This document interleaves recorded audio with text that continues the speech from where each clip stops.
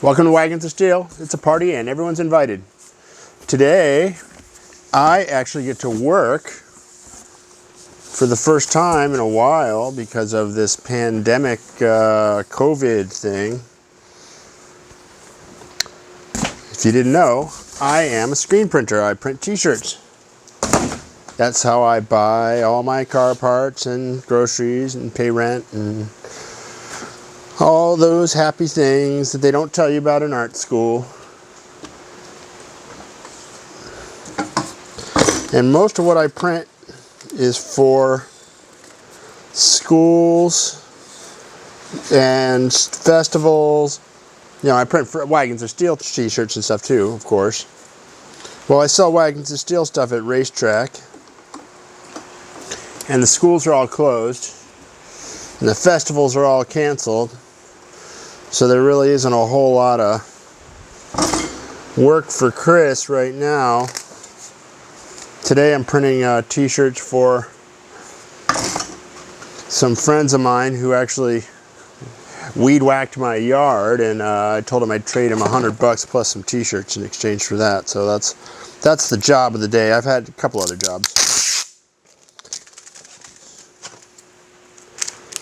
I've been a screen printer since I was 8 years old was when I first started printing. My mother was a art teacher. She still does that. She's still an artist.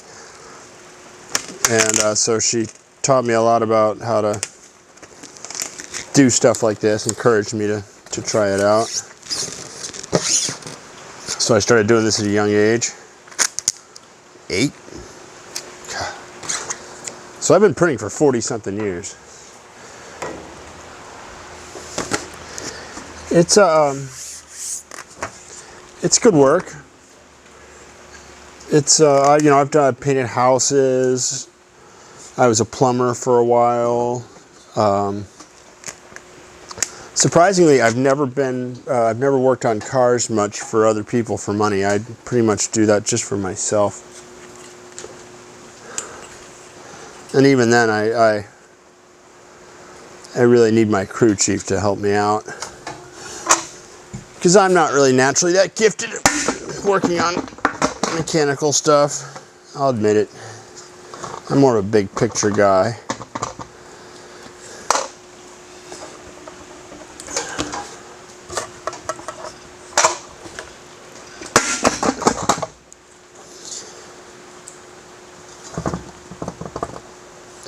I went to art school because I went to the screen printing room and I saw what they were up to and I said, oh my God, this is what I have to do. And when I was in art school, it was all about printing posters. But I've always really liked printing t-shirts. You know, like when I was a little kid, I played Little League because I liked the uniforms. I'm a lousy baseball player. You see, wear glasses. I didn't figure out I needed glasses until I was in my 30s or 40s. But without glasses, I don't have any depth perception I see in 2D, which is maybe why I'm a printer. But you kind of need to see in 3D to be good at hitting a ball. So anyways, went to art school, printed a bunch of posters, and in art school they don't really have a whole lot of respect for screen printing on t-shirts. It's not something that they have a whole lot of training for at an art school situation. Like, you pretty much have to teach yourself how to print t-shirts.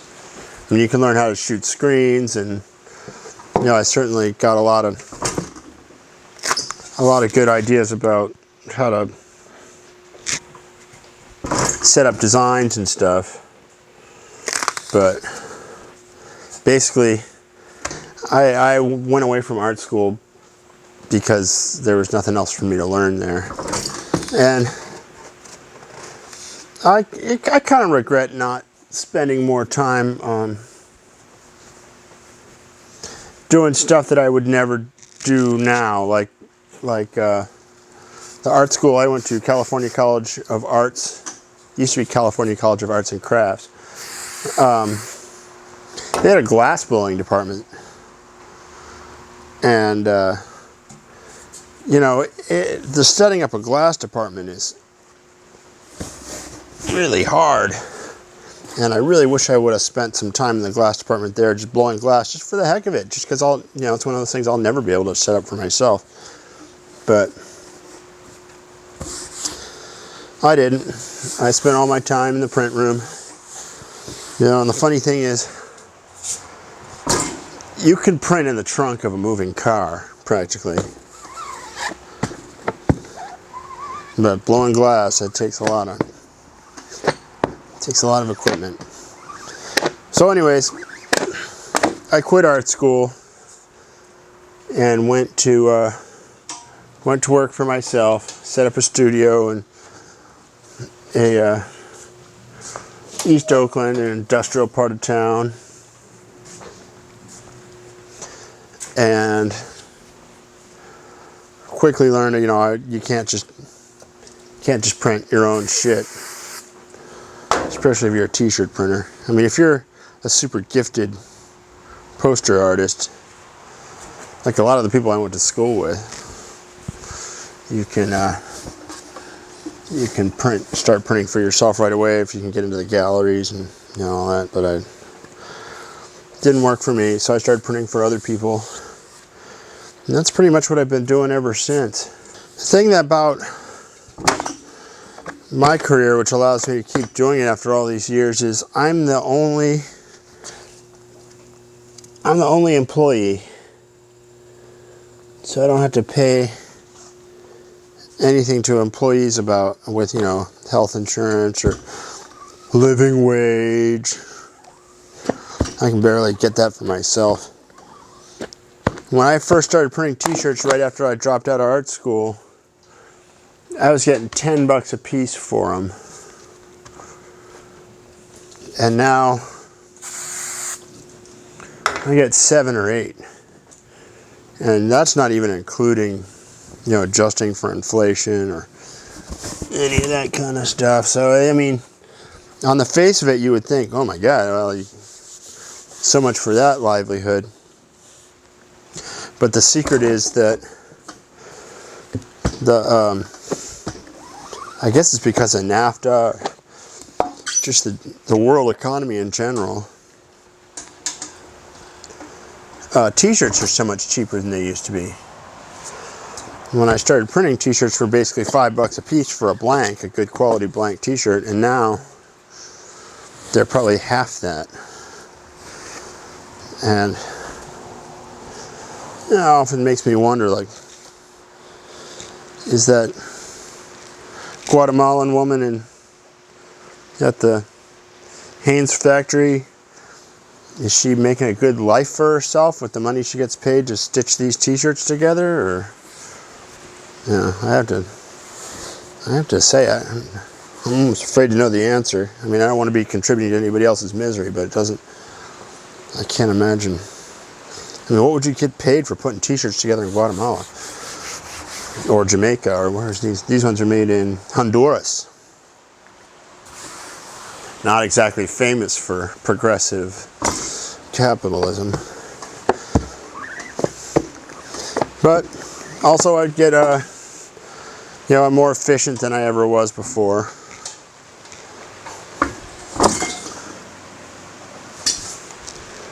I make stuff look kind of easy. I know it's the same thing with anybody who paints cars or builds houses, or the longer you do this stuff, the better you get at it. Ryland Brothers.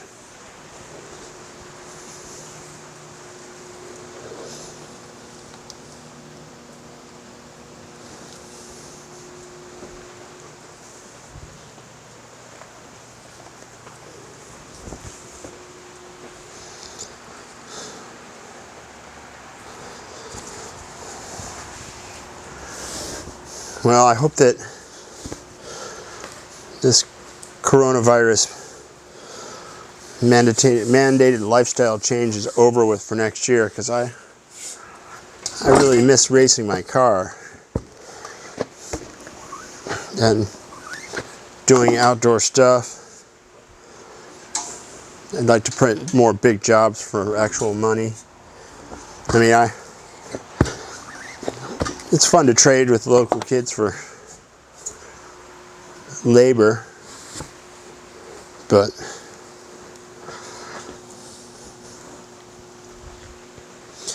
I'm actually taking unemployment now for the first time in my whole life, which feels kind of weird, but I guess you do what you gotta do. I always wondered, I've worked a lot of jobs, especially in the trades, as a painter and a plumber and gopher, construction crew guy. I always had people in my life, not necessarily friends, but people I knew who did any kind of trick they could think of to get unemployment. And I always thought, yeah, that seems like kind of like you didn't really make enough money off of unemployment to make it worth it. Like, why would you do that? And now I can tell you, as somebody who collects unemployment, I still don't think it's worth it. I mean, it's better than nothing, but they really don't pay anything for unemployment, not enough to cover anything. I mean, thank God I have some money saved so I can cover my bills, and my wife works, and the thing about drag racing is it makes you really frugal with other aspects of your life. I mean, as a working class, middle class drag racer, the question of the day is always, will this make my car any faster?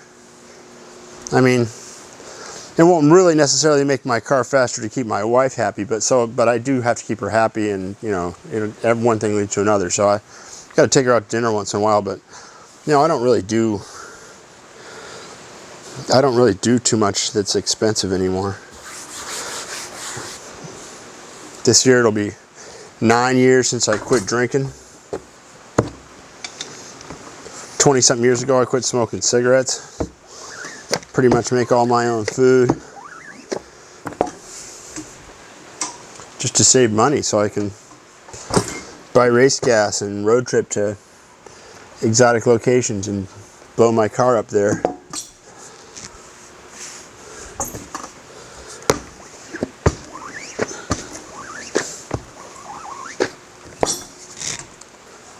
Oh, they're gonna love that.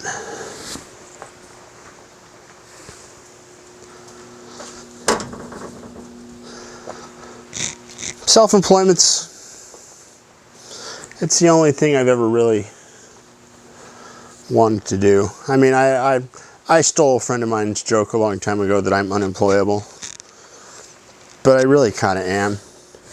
I mean, people are always glad that they have me on board when they hire me. I've never had anything but good recommendations from any boss, because I pay my phone bill and answer the phone and drive an insured vehicle to work and don't steal stuff or lie. But still, I hate working for other people. When you're working for yourself like this, the harder I work, the more money I make. I don't have to deal with anybody else's baloney. Well, sort of. I get bad customers. Sometimes I wish I was one of those poster printer guys so I can hang out and wear a beret all day and say, "Paint on the canvas because blah blah blah." But I guess work in the trades. I print for construction companies and that kind of stuff. Those guys are actually the only people who've been employing me this year because there's no school.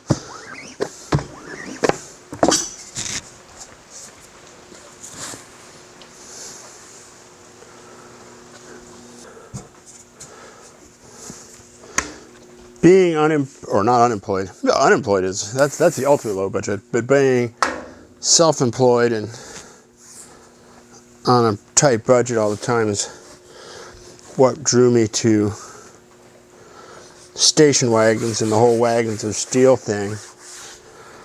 Because station wagons are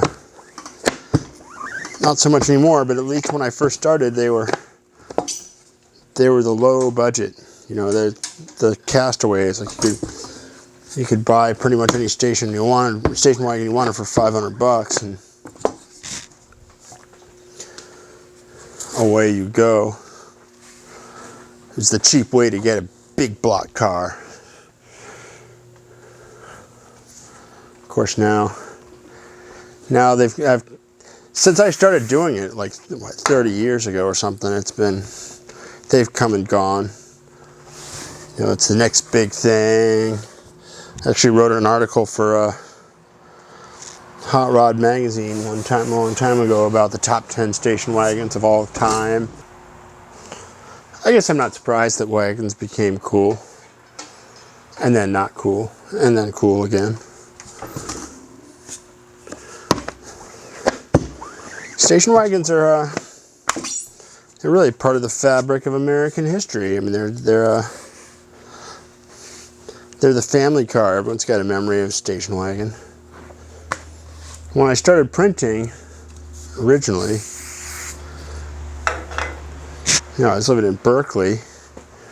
I was an art student, so of course I was into politics, and so I printed a lot of political stuff. And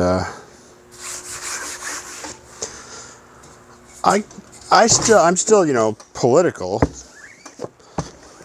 you know, in person. I'm not one of those Facebook ranters or anything.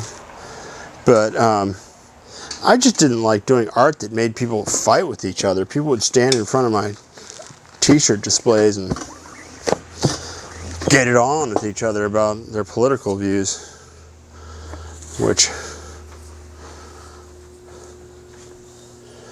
you know, no one buys anything when they're fighting with each other over stuff. So I started doing cars and tractors and station wagons, and much more mellow vibe when you're selling stuff to people.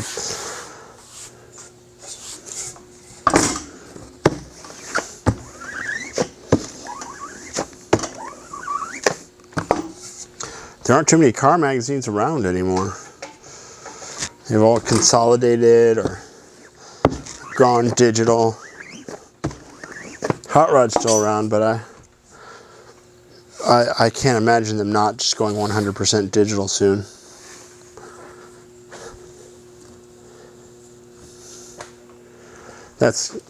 I kind of took the cue. That's why you'll be seeing this on YouTube while I'm trying to do the YouTube stuff, and pretty soon, and I'll let you know when this happens, but I'm gonna set up a web page so you can buy your Wagons of Steel T-shirts and other assorted stuff. You know, I make a calendar every year. As I'm filming this, it's September, so in the next couple of months I'll get that out. I think I'll probably make a YouTube video about how to make a calendar. It's a skill everyone should have. And then I'll have the website set up so you can buy them if you want. I've been making the calendar since '93. God, can you believe it? That's 27 years.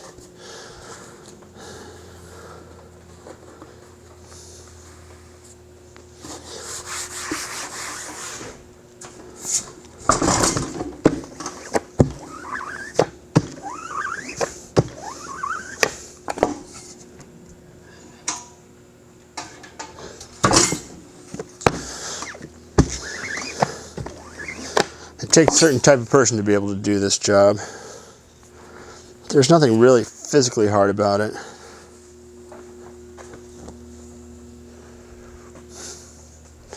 It's has just like a certain amount of precision required. I make this joke where if I let somebody else print their own stuff here, I have to clean ink off the ceiling and stuff, and that's only kind of partially a joke, because I do make it look really easy.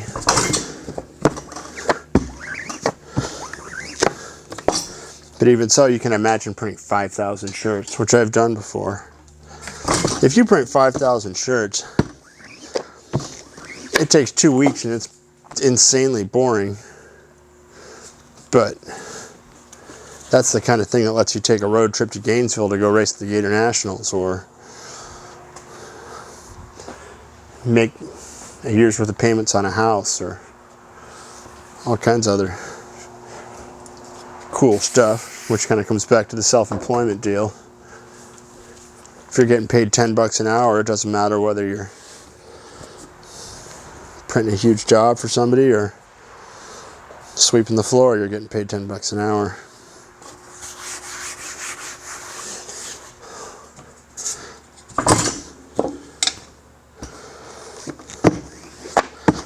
And having kids,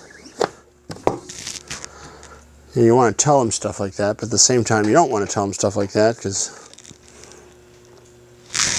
you gotta learn it the hard way, the way I did, the school of hard knocks.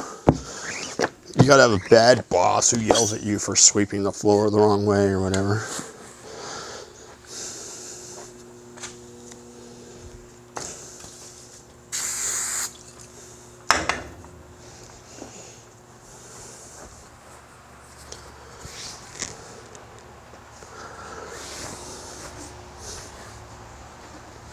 I think my favorite part of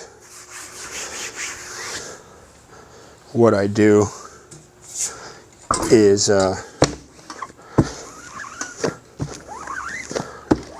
drawing cars, other people's cars, doing the art of, illustrations of other people's cars and tractors and stuff. So it was a good thing to go to art school, even though I didn't graduate.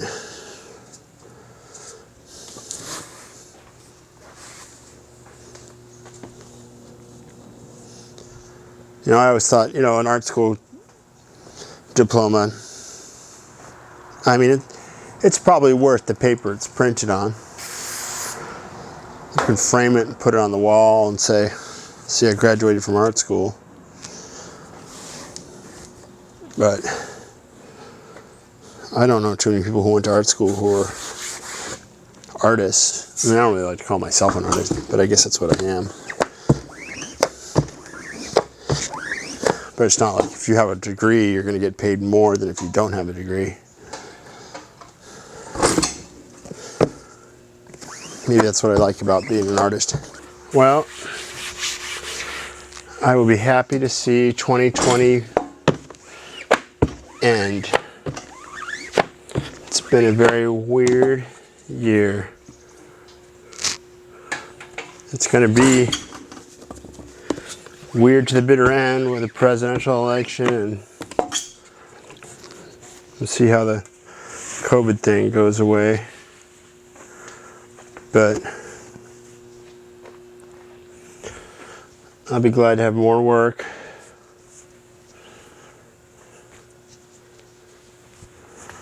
And just feel a little more normal. Send the kids back to school. Go drag racing again.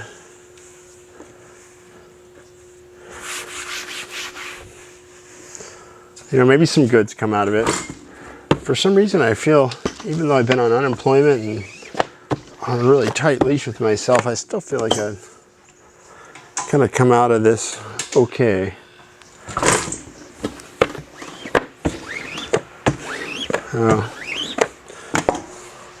I'll keep you up to date. In the meantime, stay healthy. Keep the rubber side down. Be good to each other.